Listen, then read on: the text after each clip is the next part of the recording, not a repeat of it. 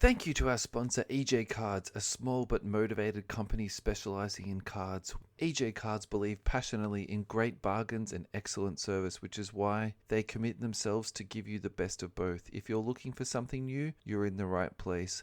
EJ Cards strive to be industrious and innovative, offering customers something they want, putting their desires at the top of the priority list. Find EJ Cards at www.ejcards.com.au. Welcome everybody to episode 83 of the You Can't Comp This NBA Trading Card Podcast. I am your host, Russell Gibson, as always with Adam Amy. And this week we're actually joined by the lads from Sport Cardcodex. So that is Parris and Carl. And this is actually part 2 of our conversation that we had with the lads. So just to refresh your memory, if you haven't recently listened to the previous episode, we were discussing sealed prices and what's been happening the last 5 years with that. And we're trying to speculate on where it's going to be going to the next couple of years after that. So the conversation will just kick straight back in. So I hope you guys enjoy it. Thank you so much for listening. We appreciate it. So just to reinforce what you just said, I actually think the numbers that we just read through actually show that out, because I think really everything other than 2012, everything's sitting around $1,000 with the exception of 18, which is like the Luka year. So maybe that's what everyone else has really written off those other years, and then they're banking on that 18 year being the one. So like that's a trend that's already showing up already. Look, my thing about sealed boxes at the moment is I've sort of come off this experience going through COVID where I couldn't actually buy boxes, and the only thing I could buy was like retail at just like stupid prices. So, you know, when things did tail off, there was instances where I was hanging on to stock that was basically bad, right? So I went through that sort of experience.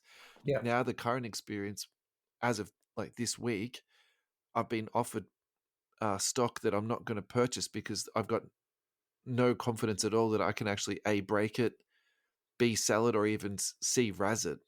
Do you know what I mean? So crazy, isn't it? I don't want to be, holding onto that stock and then, It was and 2 who years knows? ago, you would have said, yeah, give it to me. Yeah, Don't I get definitely me would have been saying like, I feel good about, breaking this. Whereas at the moment, it's the exact opposite. I don't feel good about it. And in fact, that's the conversation I'm about to have tomorrow is, well, actually, I don't want this stock. So, where do you, that for me is just such a crazy sort of turnaround from, the times that we just had. And you guys were talking before about, we haven't hit the bottom yet. So maybe this is another sign that, things are, absolutely cooling off. So for me, I think what's going to happen is I think sealed is going to come down a little bit more. And, to flip the good side of this, I think that's really good for collectors. I think it's really good for people going into breaks. And I think it's good for, I think in some ways it's also good for singles prices. So the example that I know you guys are going to thumb your nose at, but for me, it's like a really easy one to explain. So you go and you get a $20 blaster from Target if you live in America. Yeah. And then you actually hit a Cade Silver out of it. The equation on that works. True. And I think that the same... Even with current prices. Yeah. And the same sort of theory can then be applied to breaks, a lot more easily. If the price is coming off stuff, like I'm kind of excited about it, So... Well, it's all ROI. I mean, at the end of the day, I think so many people have got burnt. I was talking to someone the other day, like... It's EV. Everyone wants to, Have a guesstimate at how much money Zion hype sucked out of the hobby. Oh, yeah. I mean, it would be huge. Maybe $1 billion, I suppose. It would be huge. Some of the prices that were going, and what they go for now. Like I was, I just go through and look at like Zion PSA 10s and Jars PSA 10s.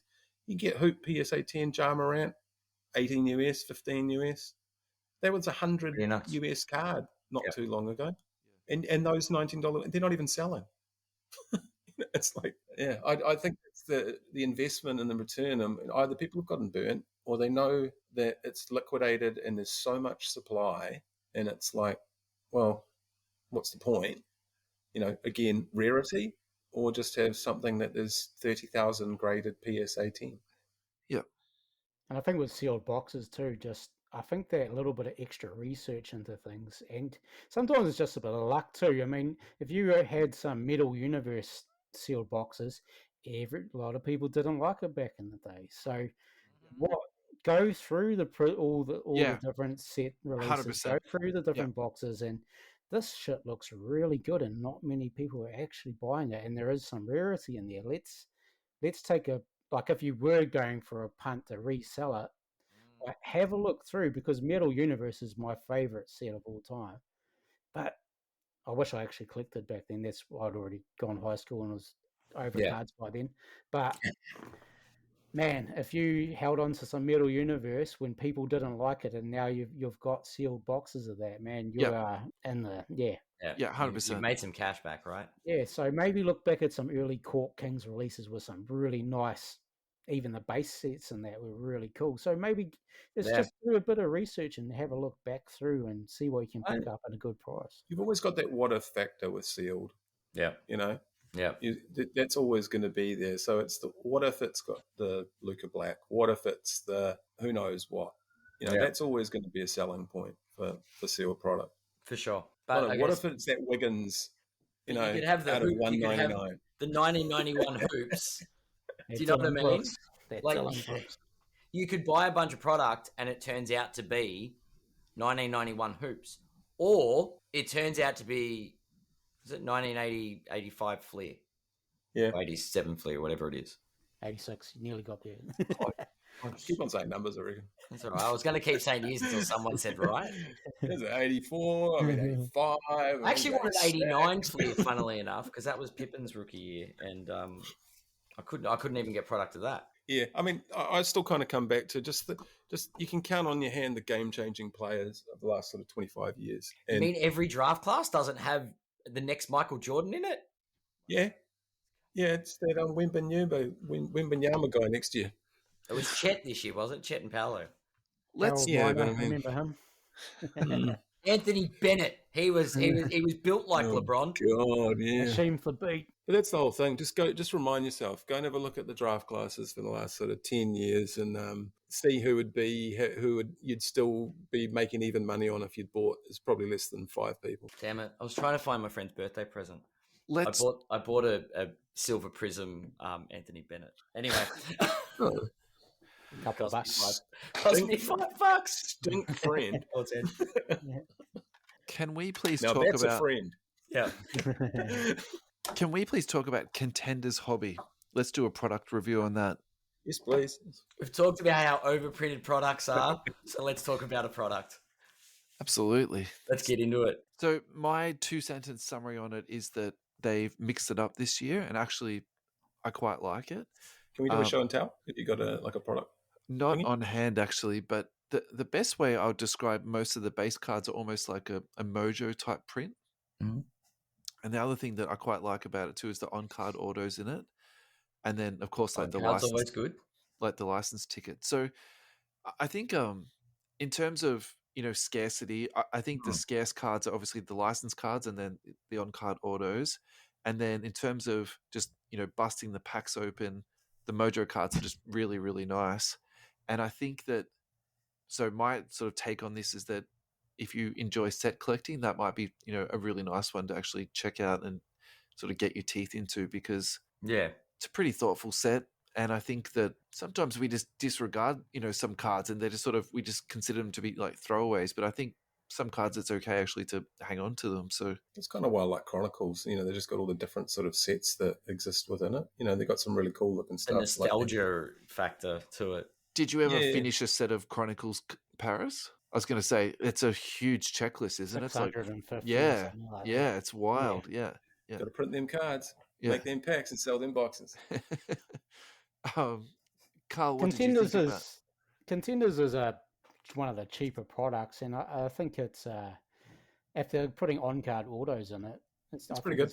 Yeah, like I saw with Revolution, just some opening up over the last couple of weeks, and on-card autos in there. I was like, oh, on-cards, shit, that surprised me. I was like, wow, that's good.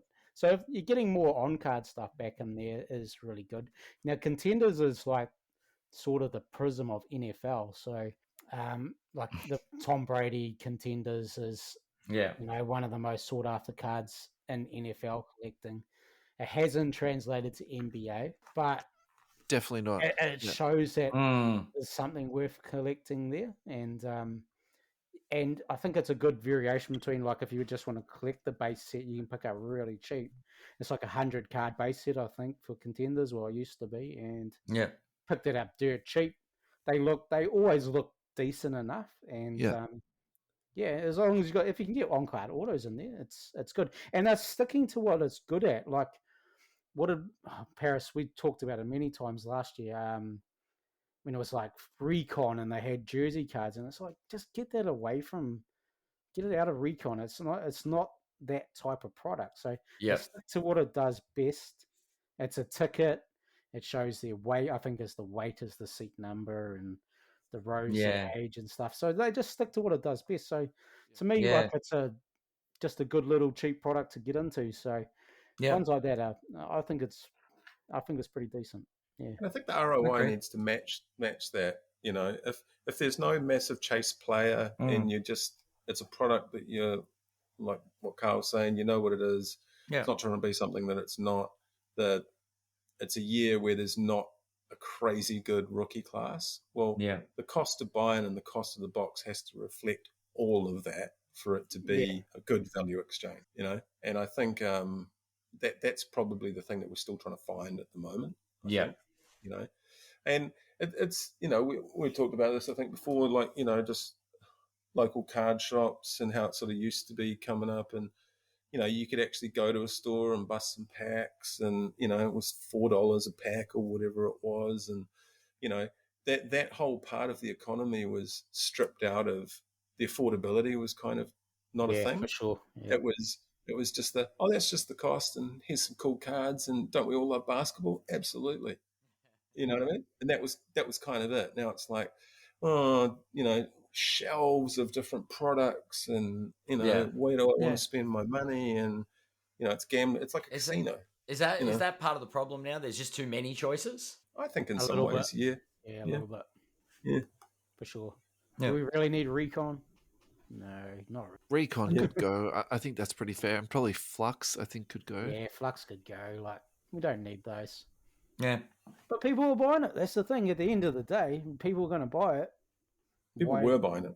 They were. So that's the question, right? Like, there was a couple of cards in Recon that did pretty well, though, wasn't there? So there was that sort of the horizontal card that had the Stratosphere, was it? The autograph all the way across the card, like that sort of rookie card. I thought that was pretty reasonable. But I think that's what some of those products kind of need. They need something that's exclusive to them. Yeah. It's actually rare. Yeah. You're probably not going to get one if you buy a box, but you might. But hey, you're only spending $80 on a box or whatever it is, you know? So you can still get a lot of fun of ripping it with your kids or your friends or whatever, and you don't feel like you get to the end of it and you go, man, I got taken for a ride. You know, it's just like, it was worth it. You know, the cost to play was fine. Yeah. Agreed. Yeah, I keep going back to the National Treasures of the last 2 years when I saw dudes open a box of National Treasures, and the best card they pulled out there was a Robert Parrish sticker auto out of 99. That was the best card. Your value, like, you could go on the singles market and pick that up for $20 American. Yeah. Maybe like 30 pocket change. Literally, we'd jump on eBay and get it for pocket change. Yeah, now that's where you get killed. Like, I'm not. Yeah, sticker autos and NT. Be what the product I'm not is. walking into the high rollers room with all of my money only to get a free can of Coke and told to get out after they take it all. It's terrible.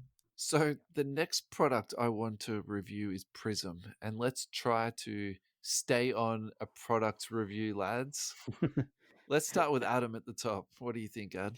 How many parallels are there? Hang on. How long we got? So, why you got to say that? No. Seriously, how many? Prizm. It's the Topps Chrome, right? It's the mothership. That's the flagship of the rookies. That's what Prizm is. They don't need to reinvent themselves. There's a few cool little subsets, insert chasers that are cute. That's Prizm in a nutshell, isn't it? Yeah, I think I think with I reckon they need to up their insert quality. Like, I thought you were going to say quantity. I'm like, no, they don't. Not a few more parallels, you reckon?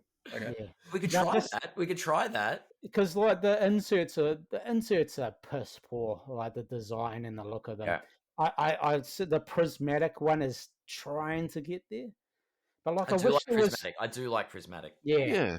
But the dominance ones and that they're just like fucking 6-year-olds just gone and done it, you know. I don't mind the luck of the lottery. I think that's a nice little card. Yeah, that's cool. Yeah. There's a few interesting ones, but they just become so generic, I guess, because of the volume. Yeah, I like inserts, and I just wish they're there. We all go get Parris back on board. You got to put pack odds on the back of the Prizm packs, and the dominance inserts 3 in every pack. Yeah, 3 in every pack. So guaranteed hits. I don't think they put a lot of effort into Prizm inserts on purpose. So I think, you talk about for like know your product. I think we all know what we're into Prizm for. It's just for the silver rookies. Chuck in another rookie. Another rookie instead of crap insert. Or a color match parallel.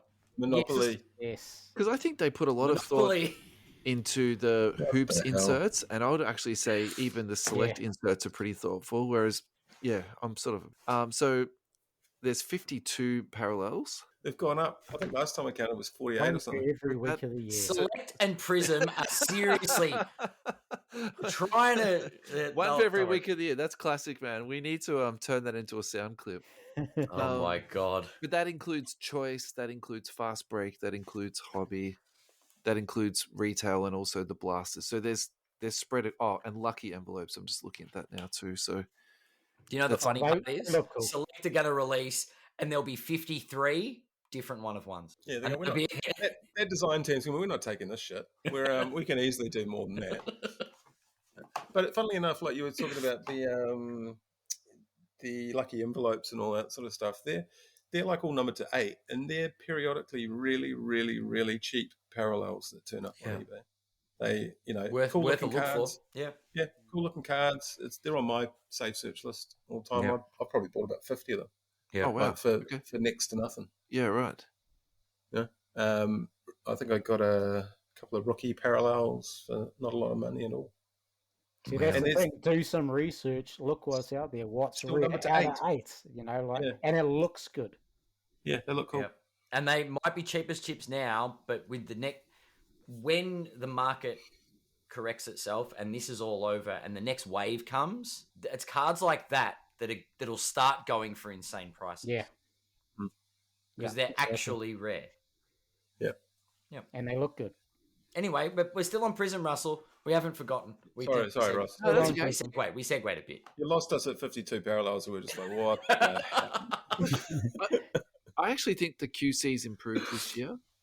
The only thing I noticed was maybe cards, if you're setting them to grading, I think surf is going to be an issue. So clearly a small sample size, what I've had my hands on, and all the rest of it. But there's a video about how to fix that floating around, I think. So yeah.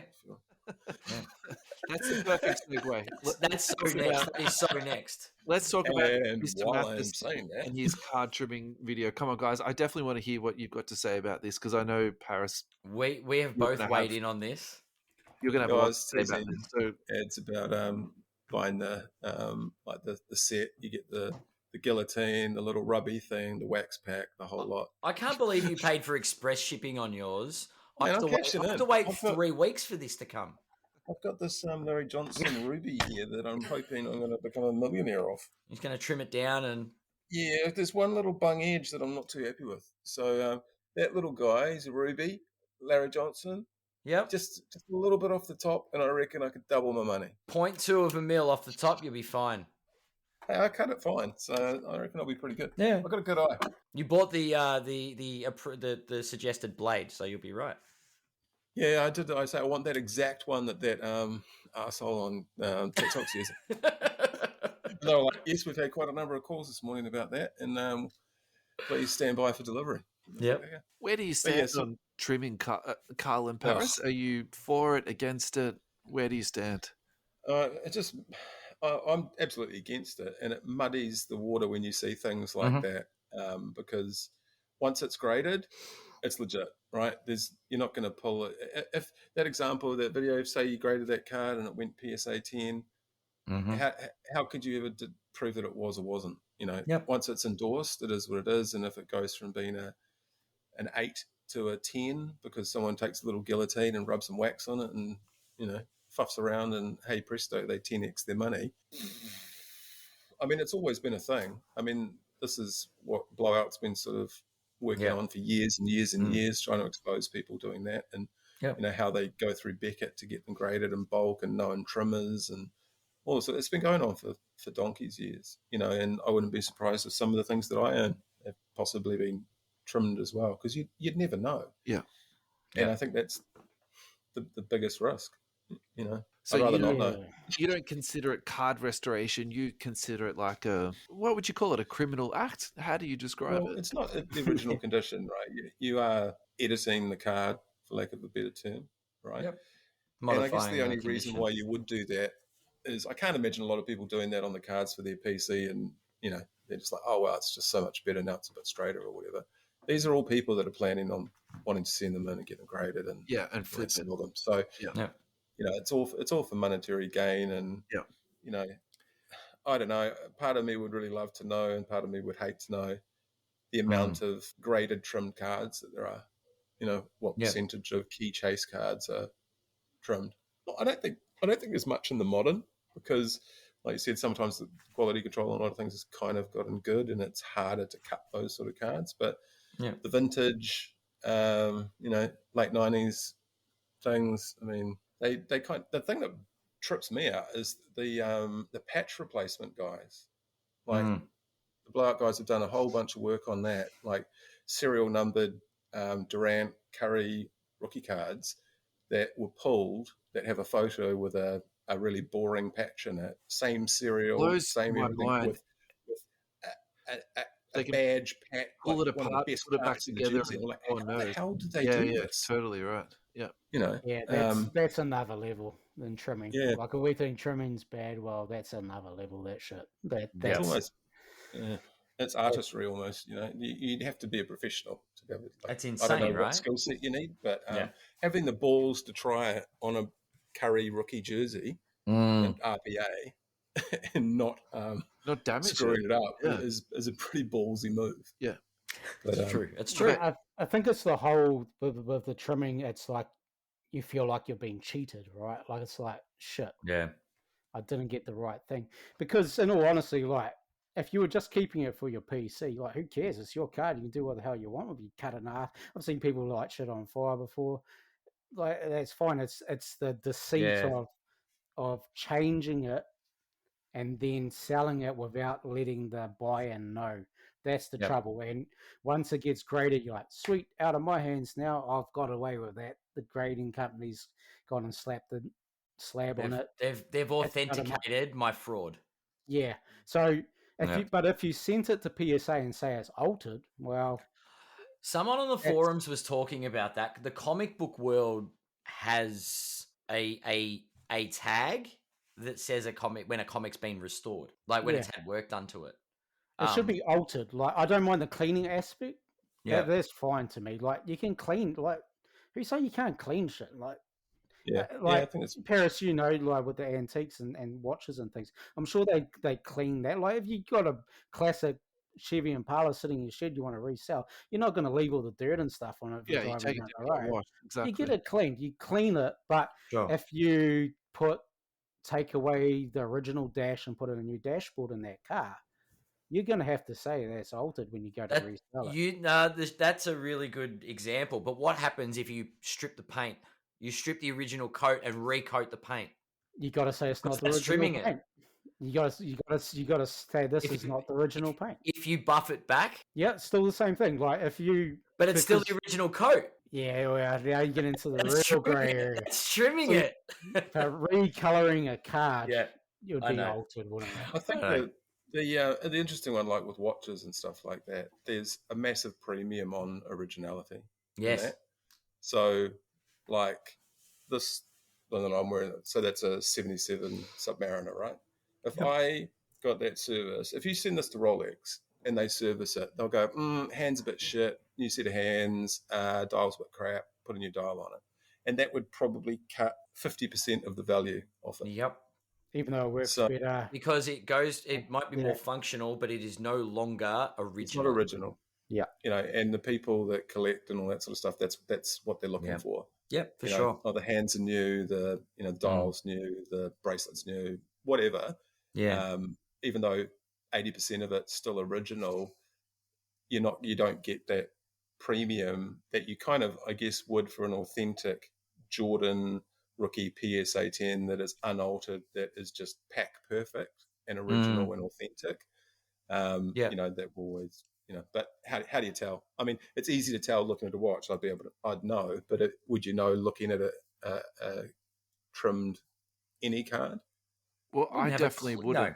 And that's why if it's the right measurements, right? I depend on PSA. Yeah. If it's within the, the scale and the scope of it, I mean, who's to know? And like that guy in the video was roughing up the edges and flattening them and roughing them and things. So it looked like they were older or, not freshly cut and all that sort of stuff. So, people will do anything to make it work. But that's not limited to our industry and our hobby. I think what you said, Carl, though, really resonated with me because I couldn't articulate. I knew where my line was in the sand yesterday, but I couldn't say why. And I think you said it, the deceit. I think that if you're deliberately doing something for monetary gain, that is really what the issue at heart, isn't it? Because the actual card is fine, the card is perfect, but it's the deceit behind it. So yeah, well said, mate. It is. You're right. You're saying they intend to deceive us by trimming the card. Yeah. They're not sending it out with a little letter saying, "Hope you like the work I did. Here's the rest of the card. I modified it this way. Yeah. Here's the little bit of card I took off." Yeah. Get that graded. The actual trimmings. One deceit to the next. Let's talk about Monopoly Prizm because I want to talk about this. Yeah, I know you don't want to talk about Paris, but I don't care. I want to talk about this. So I want to hear it. I'm just going to shit all over it. I'm excited about this because I enjoy board games, and I've actually been waiting for a functional NBA board game for a very long time. So, Monopoly, it's just a home run. So I like this because I can now play an NBA basketball game. I'm very happy about this. So I think, the thing that's obviously happening at the moment is the flipping that's going on. And we've already spoken about this. The play isn't to buy it at 10x, it's to sell it at 10x. And what's happening at the moment, you can't buy any Monopoly sealed that hasn't basically been flipped. So for me, it's a 100% stay away, and I think it's a pump and dump. But I think what I've been looking at on eBay and Facebook sales, all that type of stuff, is buying them secondhand. They've already been opened, and then I can just play the game and enjoy it. I like Monopoly because it gives me a chance to actually use cards to actually do something with, and I think that's been my probably biggest gripe about collecting and what you do with all your base cards. I like that about Pokemon. You actually play. So the other thing I think is exciting from sort of, having a kid perspective is that I think you could do your own custom cards and make your own cards and put them into the game. I think that would be quite fun. And so that's where I'm really sitting with the whole Monopoly Prizm thing. I'm not excited about paying huge prices to, hit some, crazy parallel. And then, we didn't even go through the Monopoly parallels like that. I think that's in addition to the 52. Are they part of the set, like the chase for Prizm? I think they're their own set, Ad. Oh, good. Yeah. Can you imagine all those poor people trying to collect all 52 parallels and then they realize they've got another 5 parallels to collect? No, I think there's a lot in or more parallels. There's a 73 parallels in that one. So Select are going to have to up their game. What do you think we're about not at 100, honestly. What do you think about it, Carl? Where are you sitting with it? Total gimmick to me, but it's for but if you don't mind board games, go for it. But I think when it first came out, I was like, Monopoly are doing their own parallels. You can get Monopoly everything these days. So they're just cashing in too. So, I mean, I'm not going to buy anything. If I get given one, yeah, maybe. But there's no way I'm going out there to buy it. It's not true card collecting. It's you want to get it from a pack. I've just got no interest in that at all. But if you do like board games, go for it, because if that's your thing. But yeah, I'm out on it. Parris, how many parallels do you think there are? Well, I jokingly said 70, Okay. but I could be low. Well, I don't know. I mean, I would hope it's not as much as Prizm. I'm going to It's guess. only a small piece. There's Come 100 on, cards, board. right? Just have a guess. I feel like you're just procrastinating now. 26 half the year. One for half 26? the year. Yeah, not bad. Yeah. Parris, what do you think? 45. Add 20. 30 is the correct answer. 30. It's still way too high. It's crazy, isn't it? Yeah. That brings the net total to 82, the number of this episode. Don't you even collect Monopoly, bro? Look at that full circle. The number of Prizm parallels between normal Prizm, Fast Break, and Monopoly brings it to 82. That was So welcome to expertly done, Adam. episode 82. This should be the start. Insane. That is. Insane. We've gone full circle. I get the whole mashup thing and collabs and all that sort of stuff, but it's kind of, I don't know if that sort of gamification thing is it needed? I don't know. My follow-up would be, is it a one and done? Highly The possible. way it's sold at the moment, if I'm Hasbro and Panini, I'm trying to get another round in before I lose the license. Yeah. Yeah, I'd be trying to smash the shit out of it. Like, if you can sell Yeah, it. but I've seen people in the Sports Cards Nonsense group, they're trying to buy it for investments. What the hell are you doing? Like, they're like, oh, I got nothing of value out of this. I'm like, you're trying to buy it as an investment? Like, just buy it if you like playing board games. As you said, Russell, if I was like you and I liked Monopoly, like playing board games, then I might buy it. But if you're trying to buy it to make money, just get the hell out of it. Trying to buy it to make money, grab it, stash it, and in 20 years have a look and see what people will pay for it. I'm going to totally contradict myself here, because if it was Lego and it was minifigs as Luca on a card, and you could potentially redeem them for Luca minifigs and stuff like that. Don't give them ideas. I'd give it a go. I'd probably give that a go, because if it was the minifig on the card, that would be cool. If they reissued Luca's Prizm rookie card as a Lego thing, that would be absolute fire. I'm telling you, it would be so quirky and cool. I think people would be all over it. Have those Funko Pop things with the Prizm cards in it, what are they like? Because I don't like that stuff at all. They're in landfill, aren't they? Yeah, like I don't know. what's going on with them? Pops got thrown into landfill. Yeah. I think they got bought because they lost all their value, and they're in cupboards. Probably. Yeah, because they had the collab thing going. Yeah, but you've got to try, right? Yeah. You want to try and corner different aspects of the market, and you've got to try different collaborations to Lego Prizm. Do it.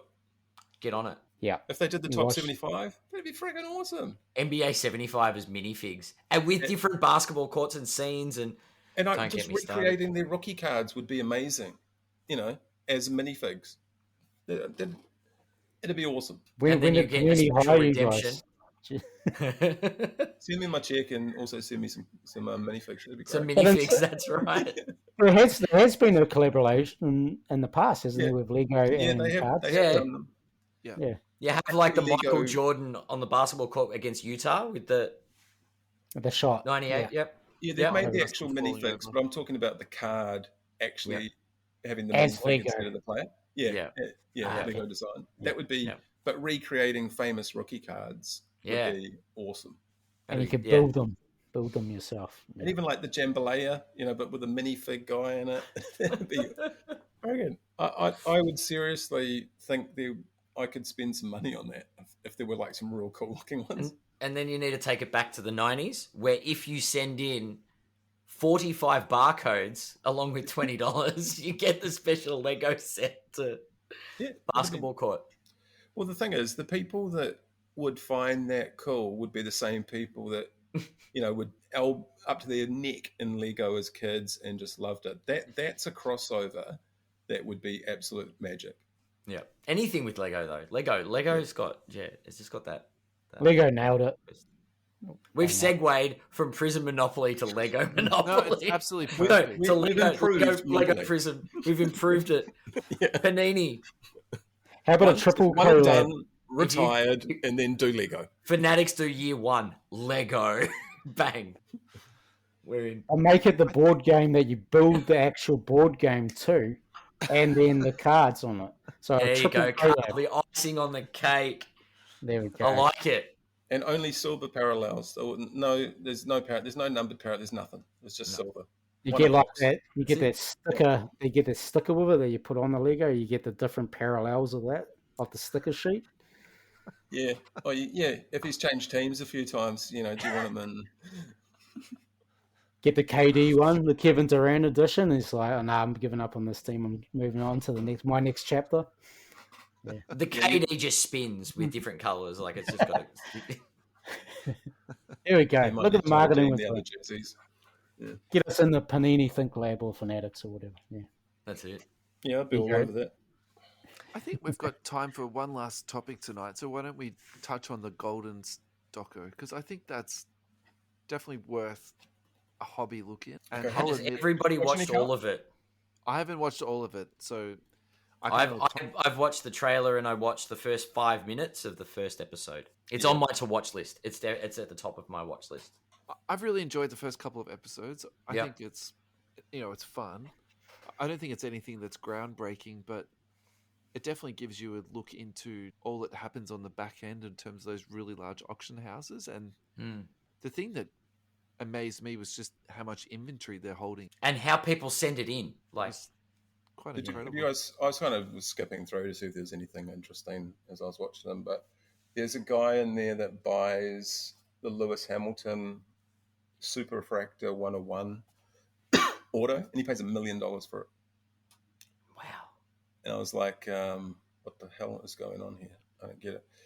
Because there was a kid in Canada that pulled it, and they were going to send it into them, but to put on the auctions, but they had a collector, and he said, "Oh, I've got a cash offer for you if you want it, $750,000." And they were just like, he's like, "But I think he can go higher. He'd pay more for you not to put it at the auction, so he doesn't have to compete with everyone." So he offered him the minimum. That's insane. Yeah, it was pretty weird. And then I don't know if you've seen it around, but there's when they were going through, when they were opening the boxes with Drake and all that sort of stuff and Flawless, and they had some of the cards and they have the estimate of the cost pop up, and it's like $3,000. Yeah. And then they find that exact card that's sold on Goldin, and it was like $280 US and stuff like that. So there's all these people going, it's just, it's like porn stars, where they go out to the people's houses and look at all this stuff. Do you think it's because I haven't watched it yet, but I'm keen to, and there will be people out there that aren't part of the hobby and will come across this in their recommended whatever it is on Netflix. Do you think it's going to be good for the hobby, or do you think we're just going to? What do you think we net as a hobby from this show? I think it's good for the hobby. It takes it to the mainstream. Like us four here and other collectors that are watching this, we want to see the nitty gritty, the actual real stuff, but it's got to be hyped up. It's just the reality of making a program about it. Like as Parris said, like the valuation, when Drake got the MJ rookie card, it's like valuation $350,000. We all know that isn't right. Like a raw MJ rookie. And it's just funny though, because like I think you that's can't give time pricing. It was made though. Yeah, time of recording. They were saying pack fresh, probably going to grade high. It could be a 10. Yeah. Out of the pack, you don't know how fresh it is. Exactly. Like, you mean the cards that have sticky chewing gum stuck to the front of them, and at least it wasn't that. But I think after watching all of it, I would say, I think Ken Goldin's a bit of a sort of a douchey guy anyway, and he kind of comes off that way in it. His ego fills the room, literally. The stars of the show are the collectors. There's some people on there that this guy's got an attic of, binders. Well, he's got 3 rows of binders with about 50 binders a row, all of cards and completed sets he's got, and it's just like that stuff's really cool. Where you've seen the actual collectors with this stuff, he's just the conduit of getting that person and hooking that person up. Yeah. And it's always, we did $1 million card of we did this, we did that. He gets the triple Bron logo man, and it's such a cringe negotiation when they come into. If it sends a jet out, they fly into the office, and they're like, it's 2 days after pulling it, and one of the guys goes, we've got this strong emotional connection with this card now. And I was like, oh my God. Yeah. But do you Strong think emotional connection to the cash. Do you think this legitimizes the hobby in a sense? Yeah, it does a little bit. It definitely does. Because there are a lot of people that don't understand what we collect, right? And the potential values of some of these cards. I think to the uninitiated, it'd be kind of interesting and probably quite a few wow moments. Didn't think it would be worth that. Yeah. But then, like we're saying, the Jordan cost, the other cards that they're pulling, him saying this triple logo man is the most amazing card ever made and da-da-da-da-da. And it's like, we tracked that triple logo LeBron on the show through that. I think it had 2 million, right, or something. It was it 1.7 US or something? It was underwhelming. It was so underwhelming it wasn't funny. Yeah, well, I mean, I fully expect that card to end up on that YouTube guy's lost value list at some point, because it closed at 2 million. I know. Yeah. They took a phone bid right at the end, and the guy said 2 million, and it sold. But if that was up for sale tomorrow, it'd be lucky. Yeah. If it broke 750,000, I'd be shocked in today's market. I think, definitely in today's market, I agree. But I would hope that was bought as a long-term thing. I think that's the type of card that's a 20-year card. Yeah, it's a Hall of Fame and induction. And it is a special card. I hear your point about how they sort of overblew it a little bit, and I do agree with that. But the flip side is that is a pretty amazing card, and it is a cool card. And he is. So I think realistically, he's the player. As much as I sort of don't like admitting this in public, he's the player that I've watched so much of his game. Yeah. So I think, the next generation of who will be trying to, get a hold of that card, I think that's when the value is, going to be there. Just like how for sure. Our generation is like buying, Jordan rookies. Hey, I want to segue back a little bit because you were talking about Lewis Hamilton, right? Yeah. So he's got 8 million Twitter followers. LeBron James has got 52.8 million Twitter followers. How many's Bieber got? Virat Kohli, excuse my pronunciation, he's an Indian cricket player, 55.4 million. So what?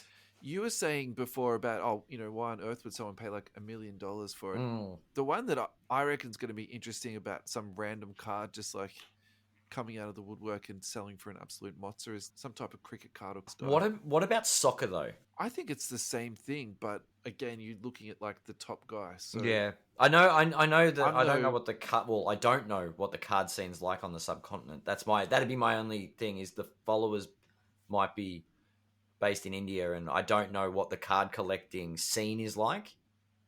But I take your point. I do like, but some big international footballer, like a Messi card, a Messi 1 of 1, say. Surely Twitter. How many followers has Messi got? Oh, he'd have over 50 million. Definitely. Him and Ronaldo, surely. But the thing is, the European, they're not into cards. Messi's only got 681,000. Jesus. Oh, he's a bum. Useless. What's he doing? David, like a parody account or something? Yeah, it's so funny how I say only. Let me just tell you how many followers we've got. 215, lads. Million. All right. Million? That's in the millions, right? Or thousands. Yeah, well, I guess that's the thing. That's because we haven't paid for the blue tick. True. Do it. No, not happening. Not pay. Elon can pay for ours like he did LeBron. What is it? Golf's the number 1 sport in the world. Then is it basketball? Then football? In regards to player numbers, is it still golf number 1? Football. Golf might be. I thought golf was more because there's so many casual players, like weekend players, because it's a solo sport. Soccer, football would have to be one, man. Like what I was trying to get to though, like China, I think $1 million in that card, it's a lot of money, but I don't think it's insanity either. And I think 2 million US. Was it 1 or 2? No, for the sports car driver, Lewis Hamilton. 1 million US. Yeah. Tiger Woods has only got 6 It's crazy million. money, like, and I'm not saying it's not, but maybe that actually is like a pocket of value, and it's they're just ahead of their time. This buyer, So, I kind of think about that stuff. Like, who'd be? There's so many other great drivers. I mean, I guess maybe they're not like Schumacher and people like that. I mean, he's obviously not signing anymore, but he's definitely not signing. There's there's so much history in Formula One as well. It'd be quite cool if if they brought a little bit of the provenance and stuff back to that. They've done it in Netflix and with all the Formula One documentaries and series and all that sort of stuff. So there's obviously a market there for that. But is there a hobby collector market for that as well? Is the thing. Yeah. Well, in Europe, trading like sports cards aren't big. Like in football, is the stickers where Panini originated from. So soccer fans collected the stickers. So you got to take that into consideration. Lewis Hamilton is interesting because Europe would be there's Europe's a big fan base from Europe, even though the Netflix series took off in America. So I'm guessing that's what drove the price of him up. But he is talked about. He's like the LeBron of Formula One. There's people now talking like he's the greatest full time, but it's up against Schumacher. Like it'd be like an MJ versus LeBron comparison.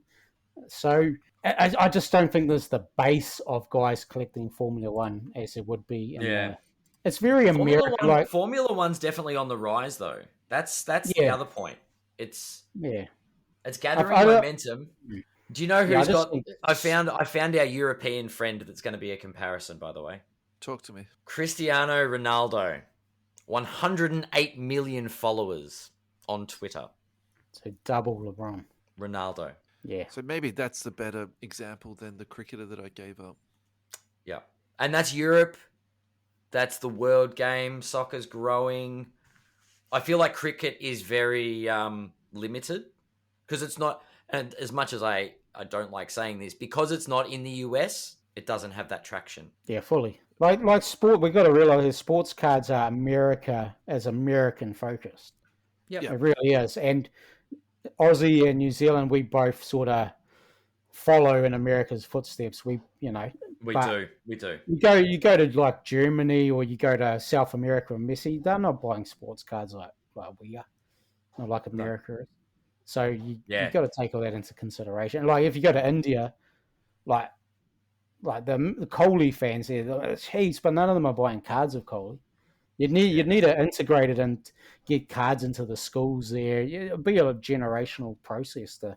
No, I don't think I created a very good narrative there. I think I was just trying to say that $1 million is maybe not as crazy as what we were sort of initially thinking. No, I do like that. I do like the comparison. I just think soccer's a comparable sport because Panini are starting to get into the soccer market, like the world, like there's a lot of traction in that football, like European football market. So it is a relatively untapped market. All right, lads, let's sign off. And why don't you promote or pump up something that you're working on or you're really keen on at the moment? Don't mind if I do. I'm I'm kidding. Sorry. I don't know. Nothing really. You're doing heaps at the moment. Tell us about your Facebook page that you're building. Yeah, you guys have got a new group. Parris is part of the NBA trading card. He's the admin of that group, which is the biggest sports card group in the country. So Parris is part of that group. We sort of collab on we had our Facebook Live show, and then we do our podcast too, Sport Codex show.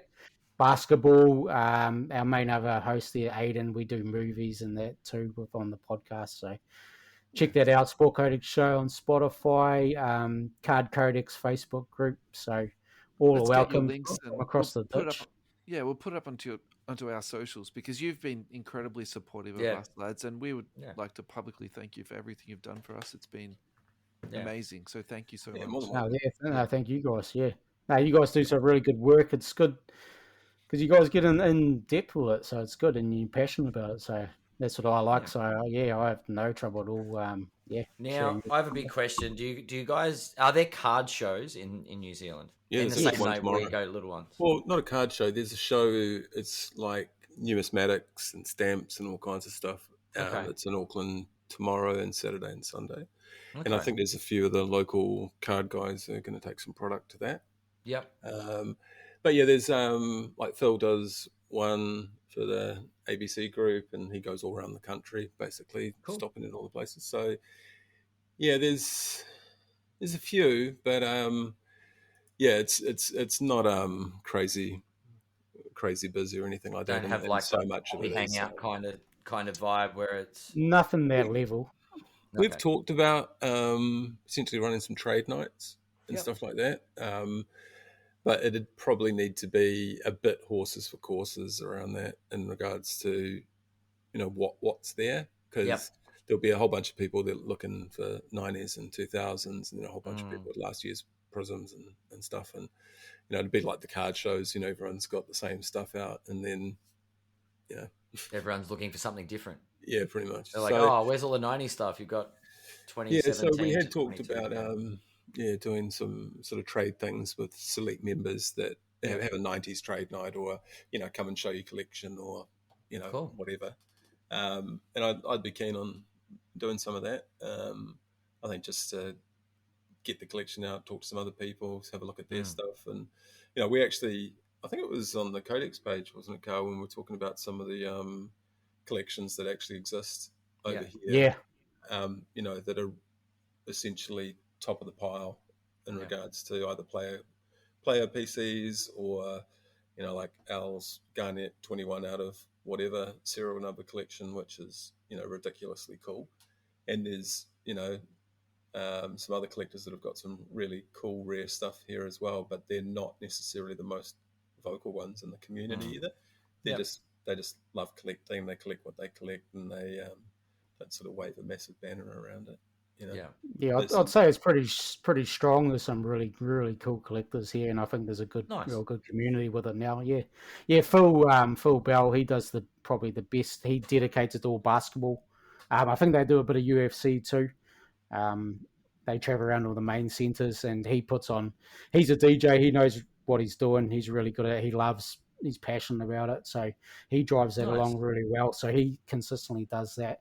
And then there's a couple of the older sort of, I think there's like a generalized card show, but it's all like you might find rugby cards and all those garbage pack. Oh, not whatever garbage the hell pail it is. kids, Monopoly, all that sort of weird. Monopoly, yeah. So there's a couple of those shows too out there, but there's nothing like the hobby hangout and things like that. But maybe one day, and a trade night or something would be really cool. So, but basketball cards are the biggest.